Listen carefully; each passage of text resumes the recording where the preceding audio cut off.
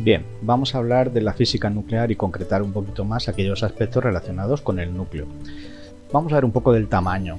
Si nos fijamos en los tamaños relativos, podemos ver que una molécula tiene un tamaño del orden de 10 elevado a menos 9 metros, es decir, del orden de nanómetros. Los átomos, nos vamos a un orden de magnitud inferior, son del orden de 10 elevado a metros, el radio es más o menos de ese orden, es decir, de una unidad que se llama el Armstrong. El núcleo estaría 5 órdenes de magnitud por debajo, inferiores, estaríamos hablando de la distancia de Fermi, de 10 elevado a menos 15 metros. Los protones o los neutrones, que son constituyentes de ese núcleo, partículas constituyentes del núcleo, tendrían un tamaño del orden de 10 elevado a menos 16 metros. Y los quarks, últimos componentes que creemos que son los que forman tanto protones como neutrones, tendrían un tamaño del orden de 10 elevado a menos 18 metros.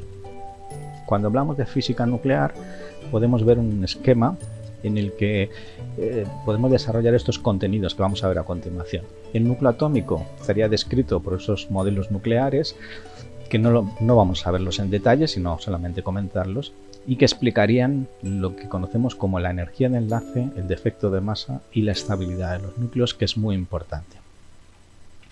Por otro lado, el núcleo atómico está formado por nucleones y a partir de ahí pues podemos estudiar las partículas constituyentes de esos nucleones y las partículas constituyentes de la materia, partículas subatómicas como son partículas elementales, hablar de leptones, quarks, bosones, eso lo veremos en otro apartado, así como las fuerzas nucleares, que son las que hacen que sean estables los núcleos. Esas fuerzas nucleares se integran dentro de lo que llamamos las interacciones fundamentales, que también veremos en otra presentación. Y por otro lado, hablar del núcleo atómico supone hablar de las reacciones nucleares, tanto de fusión, unión de núcleos para estabilizarse y dar un núcleo mayor, como de fisión, ruptura de núcleos grandes para estabilizarse y dar núcleos más pequeños. Bueno, pues estos son todos los contenidos que vamos a comentar. Una descripción histórica del núcleo atómico pues comienza con el descubrimiento del electrón, que ya vimos por Thomson en 1897, utilizando un tubo vacío, un tubo de Crookes, estudiando los rayos catódicos, pues describió una partícula. En realidad él fue el último de una serie de investigadores que descubrieron el electrón. Aunque se identifica con Thomson, en realidad hubo una serie de investigadores que llevaron al descubrimiento del electrón. Y el modelo atómico de Thomson, la característica del modelo atómico descrita por Thomson. En 1911 Rutherford introduce el concepto de núcleo atómico y se establece un nuevo modelo, el modelo atómico de Rutherford, donde en la corteza estarían los electrones y una zona interior donde estaría el núcleo, ¿vale? Este sería el modelo, el instrumento utilizado por Rutherford y sus colaboradores para estudiar la estructura del átomo. En 1919 Rutherford descubre una partícula que le llama el protón, el primero, estudiando esos rayos canales, y sugiere la existencia de otra partícula que llamaría neutrón. Y en 1932 James Chadwick descubre ese neutrón, estudiando una reacción del berilio 9 con partículas alfa. De esta manera tendremos identificados esas partículas constituyentes del átomo y, en definitiva, a partir de 1919, los constituyentes del núcleo, protón y neutrón. En el Congreso de Solvay, Ginebra, de 1933, se reúnen pues, los físicos más importantes de la época para poner las bases del desarrollo de la física nuclear. En este congreso, celebrado en 1933, posterior al de 1930, pues aparecen ya 3 mujeres. En el conjunto de todos los hombres pues son pocas, pero si en el primer congreso solamente estaba Marie Curie, ahora ya está su hija Irene Joliot-Curie y Lise Meitner. Además es curioso que tanto en la de 1930 como en 1933 hay un español, Blas Cabrera, un científico, investigador y físico español que no se ha reconocido lo suficiente y que fue el único que participó en estas conferencias. La física nuclear es el estudio del núcleo en realidad, por lo tanto tendremos que ver qué características tiene y cuáles son las herramientas para describir esas características. Ya hemos visto que las dimensiones son del orden de 10 a la menos 15 metros, por lo tanto está descrito por la mecánica cuántica. Existen niveles con energías cuantizadas, se cumple el principio de exclusión de Pauli, existe el efecto túnel, que es una característica de la mecánica cuántica, aunque no hemos descrito con suficiente entidad, y vemos aquí un poco la diferencia en términos de distancias de lo que supone un quark, lo que supone un protón y lo que supone un átomo, de 1 milímetro, 1 metro y 100 kilómetros, una distancia relativa. Como las masas son muy pequeñas, del orden de 10 elevado a menos 27 kilogramos, también está descrito por la relatividad, es decir, que las masas son comparables a energía y que existe la creación de partículas y de antipartículas. Esto está relacionado también con la relatividad. Por lo tanto, está descrito mediante, por un lado, la mecánica cuántica y por otro lado, la relatividad. Aquí tenemos otro esquema también de comparación, no de las partículas constituyentes del núcleo, sino del núcleo en sí y de dónde se encuentran los electrones. Mientras que el núcleo, en este caso el átomo de oro, estaría, si fuese comparado con el Sol, tendría pues un orden de radio de 30 centímetros, a unos 5,3 kilómetros estaría el electrón más externo. Si ese fuese el radio del sistema del Sol, vaya, el planeta más lejano sería Plutón, que estaría a una distancia de 2,6 kilómetros. Es decir, esta comparación nos indica que los electrones en relación con el núcleo están mucho más lejos que lo que se encuentra Plutón del Sol, prácticamente el doble prácticamente. Más cosas sobre el núcleo atómico. Bueno, pues vamos a identificar algunos términos que nos permitan ir avanzando. Los nucleones son las partículas constituyentes del núcleo, es decir, protones y neutrones. Los núclidos pues son núcleos que poseen el mismo número atómico, Z, y el mismo número másico. Eso es lo que llamamos núclidos. Los isótopos pues son núclidos diferentes, que tienen distinto número de neutrones, pero que tienen el mismo número atómico. Desde el punto de vista químico, recordad que eran llamamos elementos químicos, núcleos del mismo elemento químico, puesto que tienen el mismo número atómico, pero tendrían diferente número de neutrones. Serían núclidos diferentes. La unidad de masa atómica sería la 12ª parte de la masa del átomo de carbono 12. Una UMA, que es como se define, en kilogramos sería 1,66 por 10 elevado a menos 27 kilogramos, y la equivalencia en energía sería 931 megaelectronvoltios dividido entre c cuadrado. Esa sería la equivalencia masa-energía en función de la relatividad. El tamaño nuclear pues es proporcional a A a la 1/3, es decir, que el radio sería proporcional a el número másico a 1/3 o a la raíz cúbica. El volumen nuclear, pues se habla de forma esférica aproximadamente constante para cada núcleo, y el volumen por nucleón, es decir, el volumen por cada nucleón sería del orden de 7,238 por 10 elevado a menos 45 metros cúbicos. Y por último, la densidad nuclear es constante prácticamente para todos los núcleos y es del orden de 10 elevado a 7 veces superior a la densidad media de la materia macroscópica.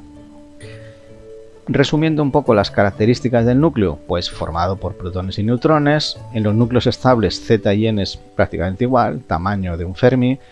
Los protones y neutrones, los fermiones tienen spin 1 medio, tienen carga positiva el protón y cero el neutrón y masas similares. Es decir, esas serían las características de estas partículas, de estos componentes del núcleo. Por otro lado, ¿qué interacciones están presentes? Bueno, pues la interacción electromagnética entre los protones, que hace que se separen. Y luego hay otras dos interacciones que son solamente exclusivas del núcleo. Una sería la interacción nuclear fuerte, que es la que existe entre protones y neutrones, independientemente de que tengan carga positiva o que no la tengan. Es una fuerza de corto alcance y es muy intensa.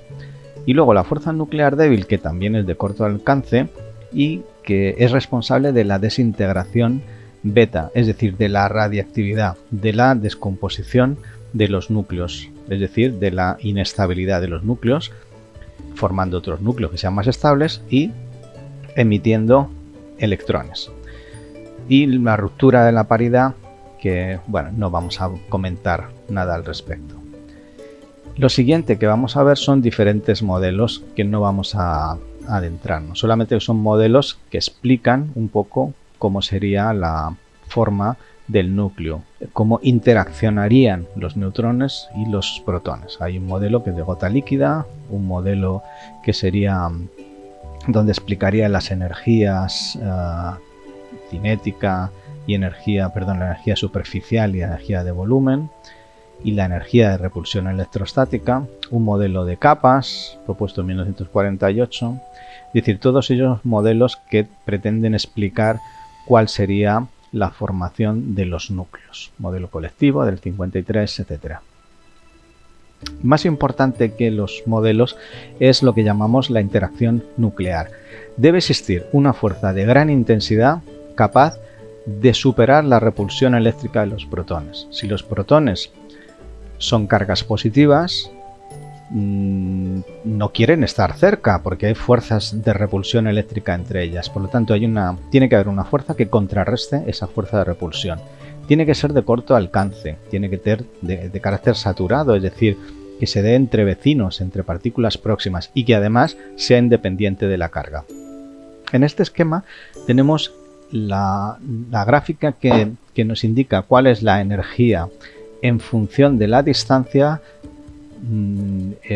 para esa fuerza, ¿vale? La zona de estabilidad de los núcleos corresponde a distancias de entre 0,5 y unos 2 fermis, es decir, esta sería la fuerza atractiva. Por debajo de esa distancia la fuerza sería repulsiva y por encima de esa distancia pues sería prácticamente nula, ¿vale? Es decir, la estabilidad de los núcleos corresponde a esa distancia, que es cuando la fuerza tiene un valor mayor.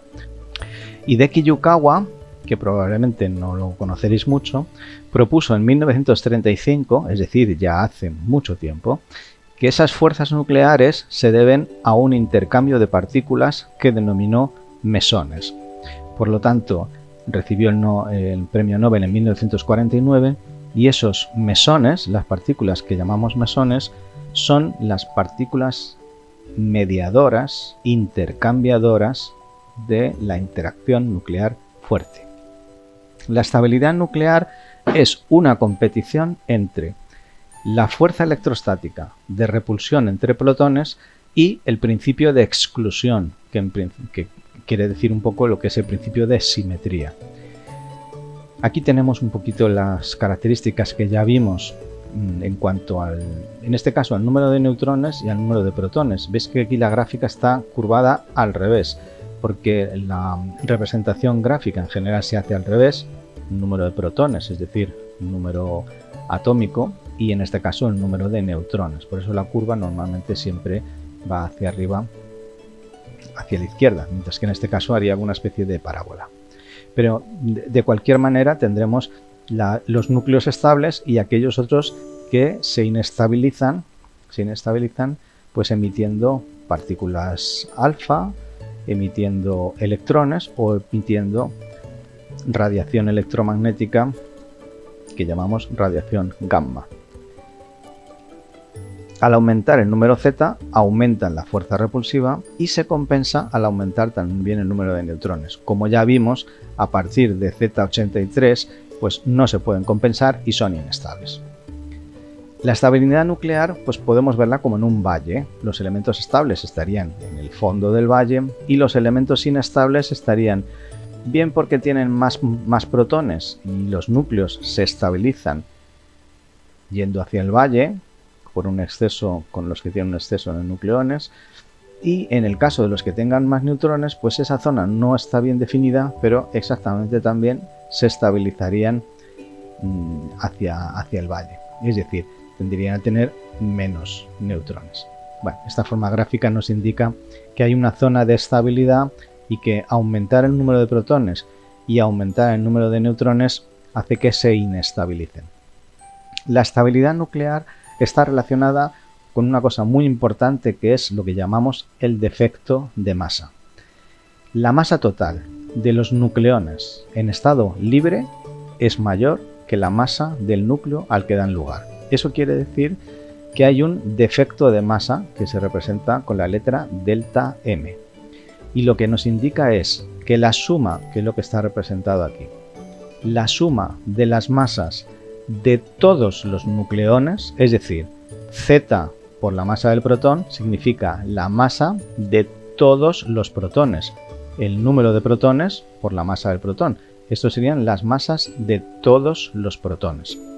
Más la masa de todos los neutrones, A menos Z, sabemos que sería el número de neutrones, número másico menos número de protones, es decir, número de neutrones por la masa del neutrón sería la masa de todos los neutrones. Repito, la masa de todos los protones más la masa de todos los neutrones, es decir, la masa de todos los nucleones, todo esto, es mayor que la masa del núcleo, que es lo que está identificado aquí. Así que tendremos por un lado masa de los nucleones libres y masa del núcleo. El defecto de masa sería la diferencia entre ellos dos. Siempre es mayor la masa de los nucleones libres que la masa del núcleo. Ese defecto de masa en realidad es una energía, es la energía que se libera al formarse el núcleo. Esa energía, que depende de Z y A, pues sería el defecto de masa que acabamos de ver por C al cuadrado. Esa sería la energía de enlace. Esta energía está comprendida entre 2,2 megaelectronvoltios para la formación del deuterio y 1640 megaelectronvoltios para la formación del bismuto 209.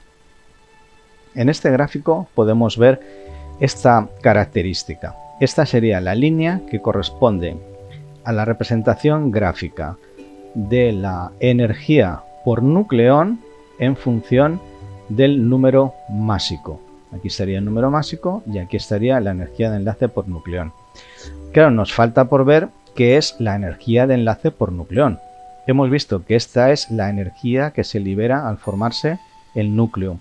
Si esa energía la dividimos entre el número de nucleones, es decir, delta M, el defecto de masa, por C cuadrado, la energía del núcleo, dividido entre el número de nucleones, nos da la energía de enlace por nucleón.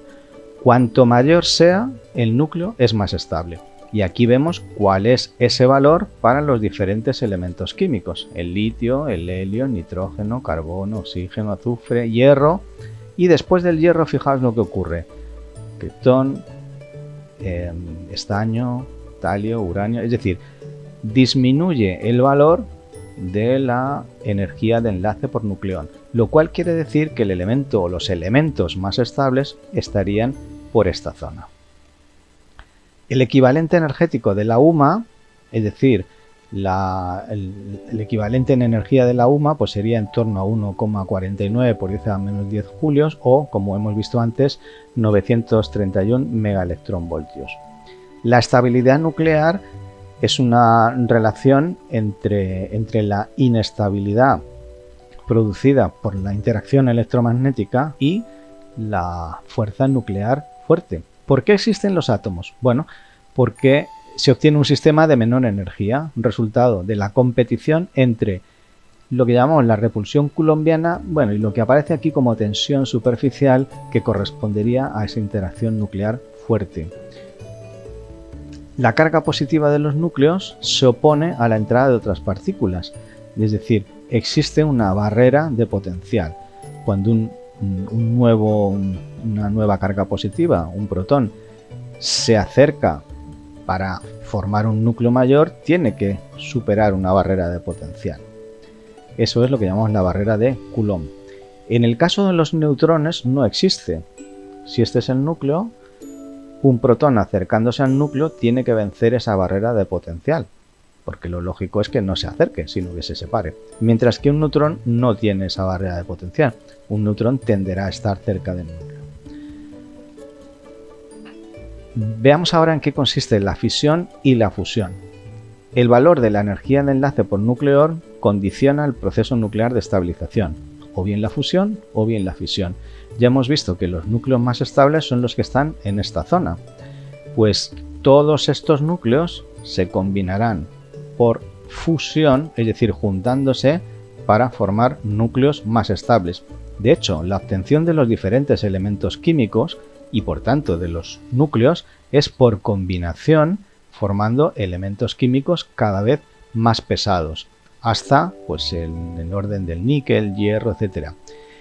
Elementos químicos y por lo tanto núcleos con mayor número de protones son inestables, de tal manera que se estabilizan rompiéndose, fisionándose, y esas serían las reacciones de fisión. Así que se combinan con fusión, se rompen por fisión.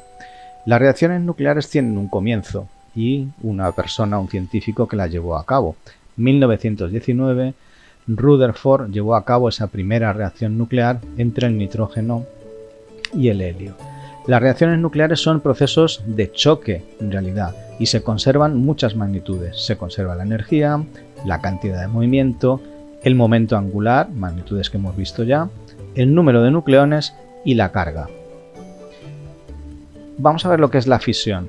En la fisión, un núcleo grande, por ejemplo el uranio 235, se desintegra en otros más pequeños cuando hacemos chocar, cuando utilizamos como proyectiles neutrones. Neutrones chocando con ese núcleo de uranio hacen que este se fisione, se rompa en dos núcleos, de xenón y de estroncio, y a la vez liberan neutrones.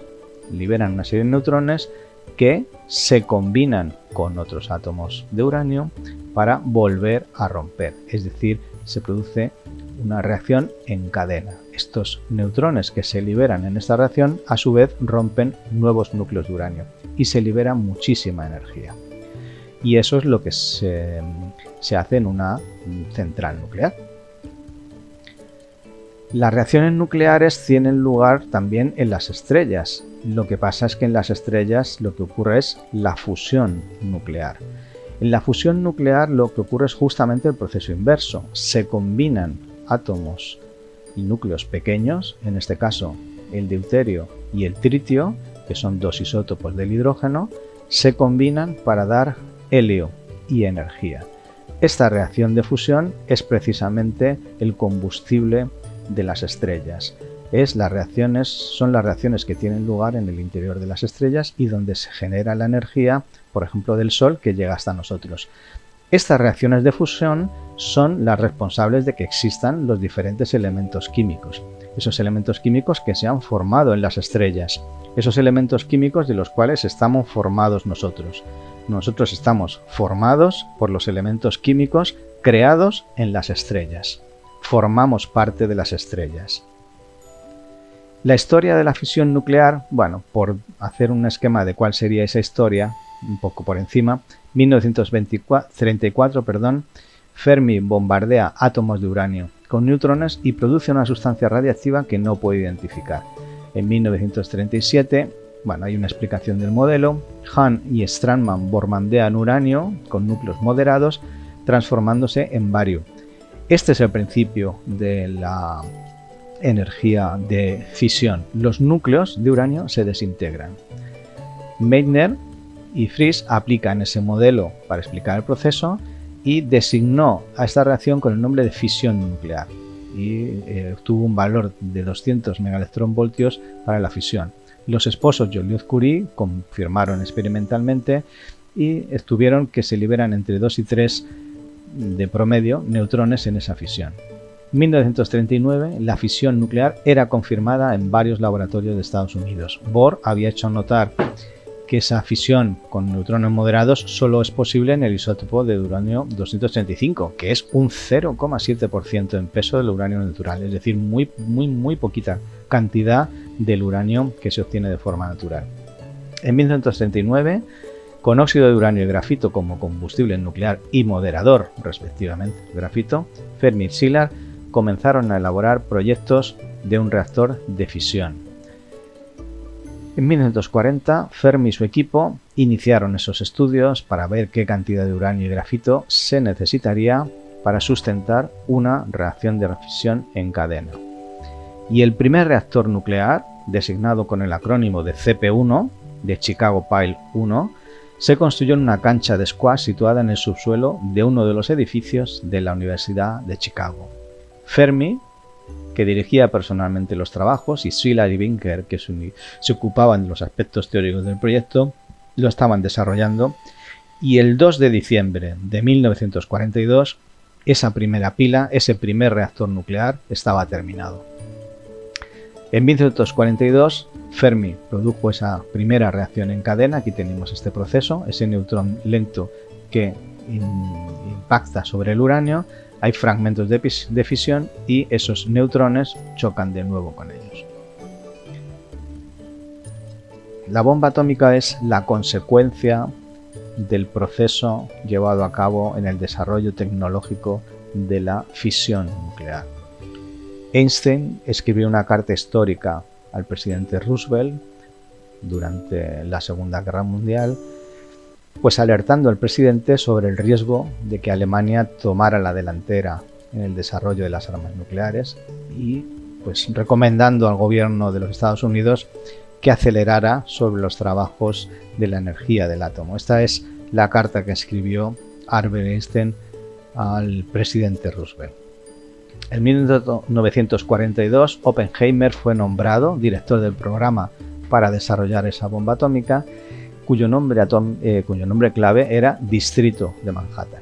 En ese momento, pues nadie sabía cómo construir un arma utilizando un núcleo de uranio y tampoco se sabía cuáles eran las consecuencias. Oppenheimer y un grupo de científicos notables se trasladaron a Los Álamos, en Nuevo México, donde desarrollaron el proyecto en un tiempo récord. El 16 de julio de 1945 explotaron la primera bomba atómica. La explosión de las dos siguientes bombas fue historia. Desafortunadamente se dejaron caer sobre ciudades pobladas, una Hiroshima y posteriormente Nagasaki, que marcaron el final de la Segunda Guerra Mundial. El reactor de fisión en 1956 se pone en marcha la primera central nuclear de fisión para obtener energía controlada, no energía incontrolada como es una bomba nuclear, sino energía nuclear controlada. En 1956 se produce el primero. Se utilizan barras de combustible, un diseño como este que vemos aquí. La historia de la fusión nuclear es ligeramente diferente, pero a la par que la fisión nuclear. En este esquema vemos que desde 1930 y desde el propio proyecto Manhattan está el desarrollo de la fusión nuclear. El desarrollo de la bomba de hidrógeno y las explosiones termonucleares de 1950 ponen en marcha el desarrollo de la fusión nuclear y lo que llamamos la bomba de hidrógeno, es decir, la energía de fusión nuclear incontrolada. La energía de fusión controlada pues lleva bastante más tiempo y hasta ahora, aunque se han desarrollado muchos prototipos, no tenemos ninguna central de fusión nuclear que sea económicamente rentable, lo cual quiere decir que se genera energía, pero la energía que se necesita pues es superior a la que se obtiene. Hay varios métodos, uno sería el confinamiento magnético y otro inercial, que se han desarrollado pues a lo largo de este tiempo. En el caso de la fusión nuclear, la fusión de deuterio y tritio genera entre unos 18,6 megaelectronvoltios, pero requiere temperaturas muy grandes, es decir, requiere un nuevo estado de la materia que es el plasma. En este enlace podrías encontrar más información sobre la fusión nuclear. Esto es un póster y entrando en este póster puedes acceder a una página donde se explica la fusión nuclear y acceder a cada una de las partes de ese esquema. La bomba de hidrógeno, fabricada en 1952, se le bautizó como Mike y la colocaron en una isla del archipiélago en Oceanía. Tras la explosión, pues el Océano Pacífico se abre un cráter inmenso de 2 kilómetros de longitud y 60 metros de profundidad. Esa seta, que ascendía hacia el cielo más allá de los 7 kilómetros, hizo que la isla desapareciera para siempre. Esa energía liberada era equivalente a 3 millones de toneladas de dinamita. La temperatura superó los 10 millones de grados centígrados. Los cálculos que hicieron los científicos fueron escandalosamente sobrepasados. Esta es la imagen de la bomba de hidrógeno y lo que no queda de la isla. Los reactores, bueno, no vamos a comentar mucho los diferentes reactores de fusión, los modelos de campo magnético y los reactores que se están desarrollando en la actualidad, tanto por confinamiento magnético como inerciales, que son modelos, en este caso de confinamiento inercial, diferentes procesos para obtener un reactor nuclear de fusión. Sí hablaremos un poquito de los residuos nucleares y el contador Geiger, que permite medir el nivel de radiactividad. Sabéis que ha habido a lo largo de la historia varios desastres nucleares, empezando por Chernobyl y posteriormente Fukushima, y ha habido algún otro también. En España también ha habido alguno.